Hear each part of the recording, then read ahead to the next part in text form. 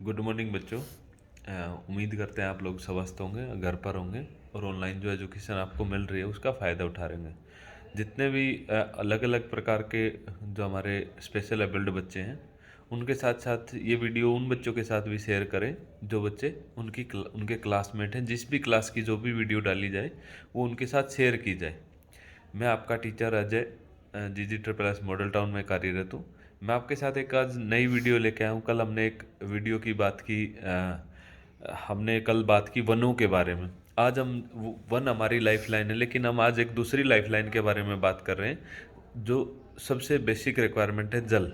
और हमारे दो तिहाई भाग में जल है पृथ्वी के, लेकिन पीने लायक पानी बहुत आंकड़ों की बात करें तो नाम मात्र है जिसको हम पीने लायक पानी कह सकते हैं। आजकल आप देखते होंगे हर घर में RO या वाटर फिल्टर या अलग अलग प्रकार की, या मतलब गांव में भी आजकल RO की सप्लाई होती है पानी की। लेकिन हम बात करें कि पानी ना हो तो क्या होगा, और पानी का ये जो चक्कर है हमारे पास, कैसे ये पानी पहुंचता है और कैसे हम इसका वाटर रिचार्ज को हम, या मतलब भूमिगत पानी को कैसे पीने लायक बनाते हैं, या नदियों के पानी को, या समुद्र, आजकल ऐसी टेक्निक भी हम यूज कर रहे हैं, समुद्र के पानी को भी हम पीने लायक बनाते हैं। तो उम्मीद करते हैं कि आप इसको एंजॉय करेंगे। ये बड़ा फ्रूटफुल सा टॉपिक है, आपके साथ इसके की चर्चा करके हमें भी मज़ा आएगा। चलो आज ये बात करते हैं अपशिष्ट जल की कहानी।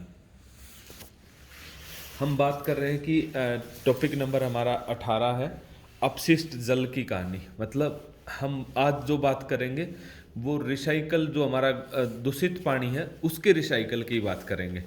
हमने पानी के बिना तो आप सब जानते हैं कि हमारी मॉर्निंग भी नहीं होती। तो जो अपशिष्ट जल है वो कहाँ से आता है, उसकी जो स्टोरी है उसके बारे में बात करेंगे। हम सभी अपने घरों में जल का उपयोग करते हैं। हम पीने के लिए, नहाने के लिए, खाने के लिए हर जगह पानी का उपयोग करते हैं और इसे गंदा या दूषित करते हैं। दूषित क्या, आपको आश्चर्य होगा, दूषित किसको बोलते हैं?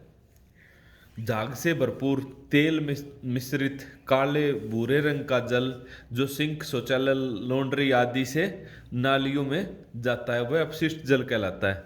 इस प्रकार के कार्यों में प्रयुक्त जल को व्यर्थ नहीं जाने देना चाहिए। हमें ऐसे जल को दूषित पदार्थों को हटाकर उसे स्वच्छ बना लेना चाहिए। क्या आपने कभी सोचा है कि अपशिष्ट जल कहाँ जाता है और इसका क्या होता है? जल जो है हमारी जीवन रेखा, लिखा हुआ है कि हमारी लाइफ लाइन है। स्वच्छ जल मानव को मूलभूत आवश्यकता है। आइए हम स्वच्छ जल के विभिन्न उपयोगों पर विचार करते हैं। ये आपको चित्र दिया हुआ स्वच्छ जल। स्वच्छ जल के उपयोग आप इसमें लिख सकते हैं। और बेसिक नीड्स जो है वो पेयजल हमारा दुर्भाग्य स्वच्छ जल के उपयोग का एक उदाहरण है। दुर्भाग्य से उपयोग के लिए उपयुक्त स्वच्छ जल सभी को उपलब्ध नहीं है।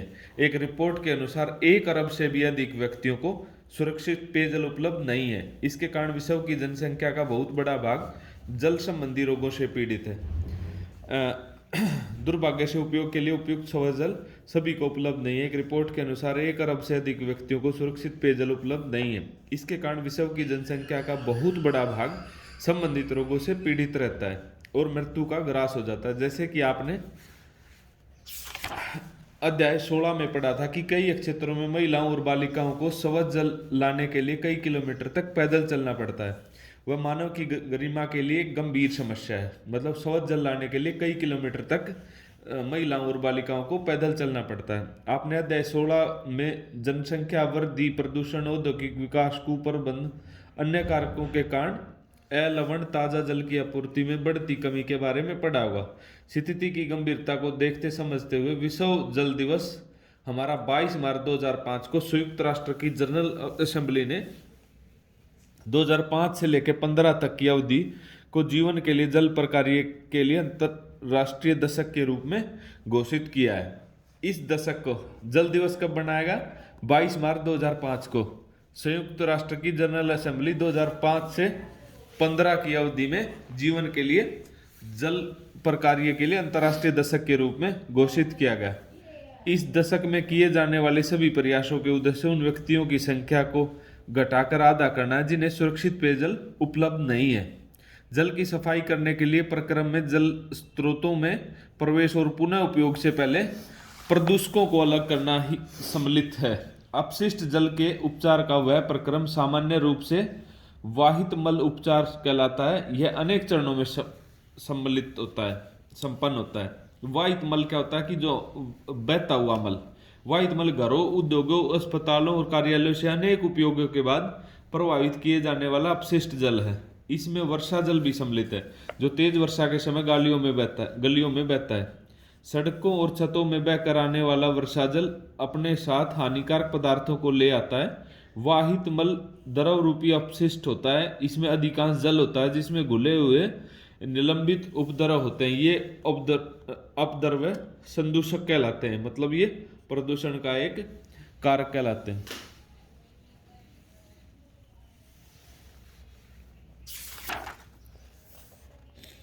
जल शोधन की एक घटनापूर्ण यात्रा। घरों और सार्वजनिक जो हमारा जल शोधन है वो कैसे किया जाता है उसके बारे में हम बात करेंगे। घरों और सार्वजनिक भवनों को स्वच्छ जल की आपूर्ति सामान्यतः पाइपों के एक जाल द्वारा की जाती है। पाइपों के एक अन्य जाल द्वारा उपयोग किए गए हुए जल को ले जाया जाता है। कल्पना कीजिए कि हम भूमि के अंदर देख सकें तो हमें बड़े और छोटे पाइपों का एक जाल दिखाई देगा जिसे सीवर कहते हैं,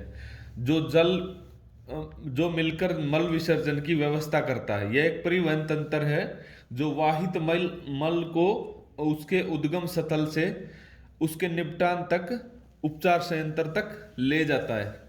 मल व्यवस्था में मेन होल सामान्यतः प्रति 50 mm से 60 mm की दूरी, 60 मीटर की दूरी पर दो या अधिक सेवरों के संधि स्थल या उन स्थानों पर स्थित होते हैं जहां दिशा में परिवर्तन होता है।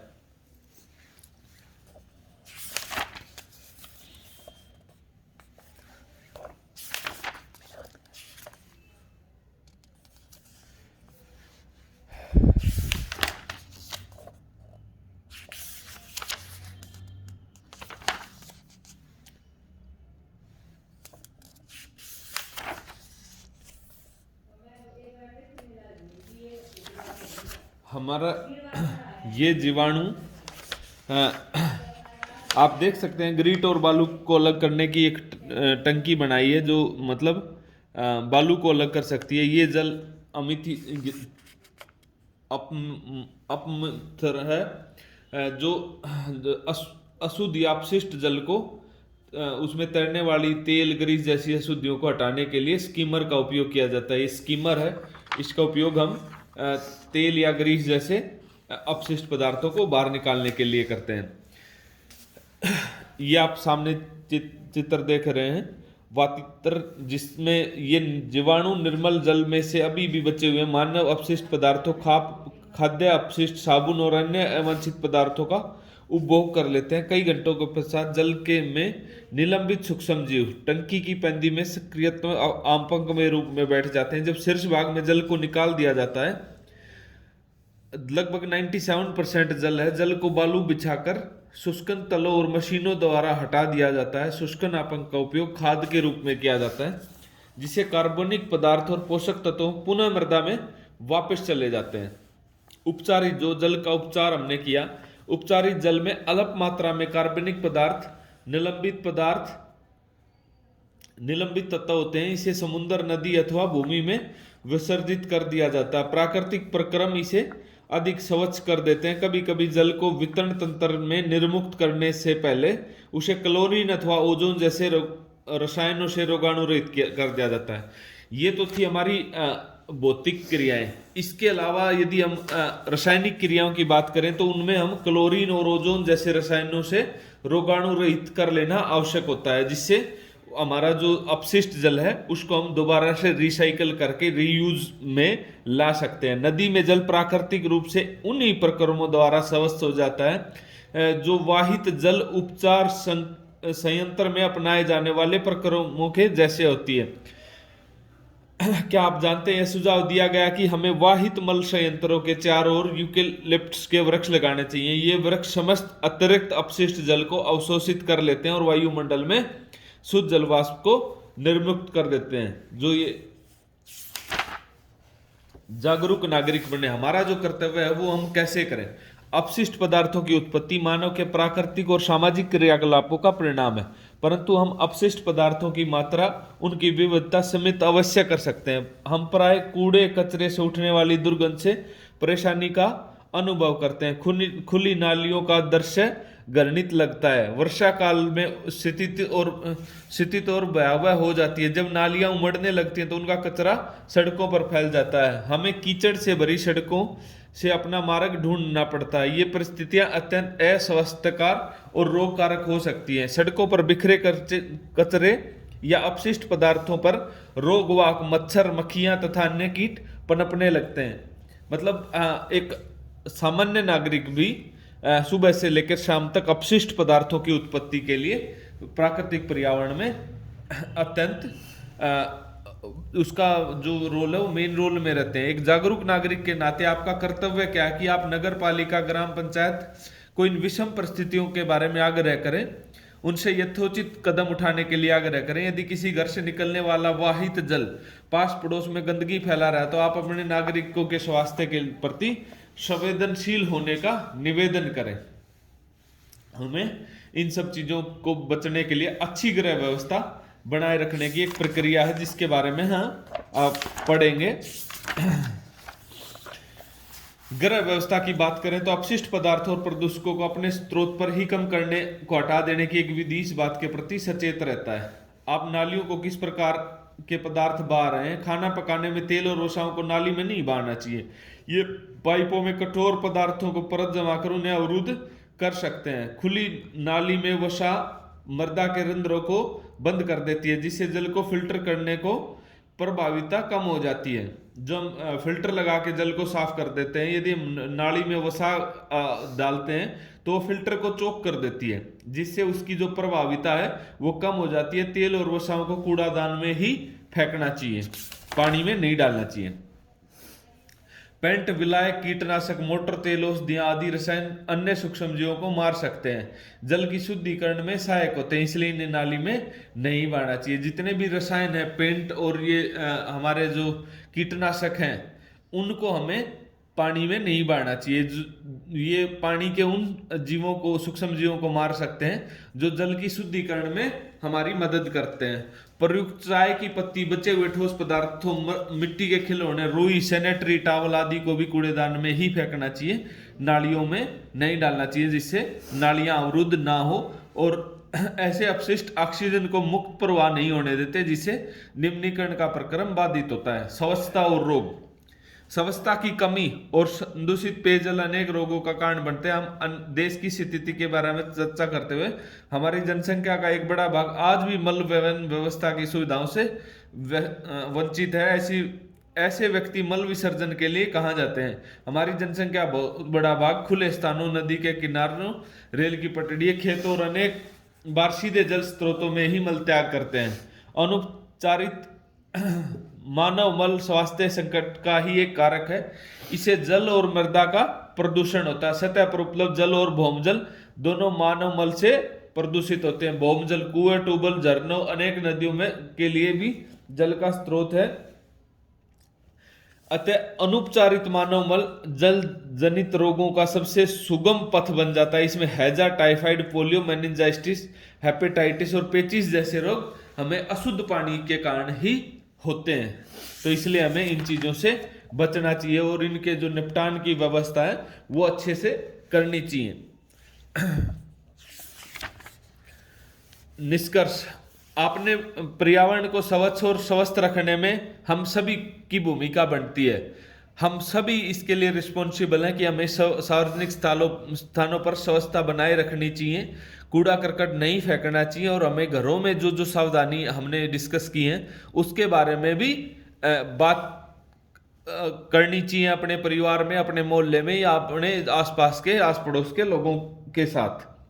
अपने पर्यावरण को स्वच्छ और स्वस्थ रखने के लिए हम सभी को भूमिका निभानी चाहिए। जल स्रोतों को स्वस्थ अवस्था में बनाए रखने के लिए आपको अपने उत्तरदायित्व को समझना चाहिए। हमें अपने जीने के तौर तरीकों में अपनी स्वच्छता की आदतों को अपनाना चाहिए। परिवर्तन के दूत के रूप में आपकी व्यक्तिगत पहल से बहुत अंतर आ जाएगा। यदि हर व्यक्ति ये समझे कि मेरी ये रिस्पॉन्सिबिलिटी है, मुझे ये काम करना है, मुझे गंदगी नहीं फैलानी, मुझे भी किसी भी प्राकृतिक स्रोत को गंदा नहीं करना, उसके अंदर मिलावट या उसके अंदर कोई भी कूड़ा करकट नहीं डालना। परिवर्तन के दूत के रूप में आपकी व्यक्तिगत पहल, हर व्यक्ति ही इंपॉर्टेंट है। एक व्यक्तिगत पहल से ही बहुत अंतर आ जाएगा। दूसरों भी को भी अपने दृढ़ संकल्प, विचारों और आशावादिता से प्रभावित करें। यदि सभी व्यक्ति एक साथ मिलकर कार्य करेंगे तो बहुत कुछ हो सकता है। सामूहिक कार्य में अत्यधिक शक्ति होती है। महात्मा गांधी जी ने कहा था कि मानवीय और पथ प्रदर्शक कार्य प्रारंभ करने के लिए किसी को भी किसी दूसरे का मुंह नहीं देखना चाहिए, स्वयं उसके लिए प्रयास करना चाहिए। धन्यवाद। हमने आज हमारे अपशिष्ट जल का जो प्रबंधन है उसके बारे में बात की, उससे होने वाले रोगों के बारे में बात की, और एक जिम्मेदार नागरिक होने के नाते एक व्यक्ति को कैसे बिहेव करना चाहिए, एनवायरनमेंट के साथ उसको कैसे रहना चाहिए, हमारे पर्यावरण को कैसे साफ सुथरा रखना चाहिए, उसके बारे में बात की। उम्मीद करता हूँ आप सबको समझ में आया होगा। उम्मीद करता हूँ कि आप इसको ज़्यादा से ज़्यादा देखेंगे, और उम्मीद करता हूँ आपको किसी प्रकार की कोई प्रॉब्लम हो तो आप व्हाट्सएप ग्रुप पे दोबारा से शेयर करेंगे। धन्यवाद।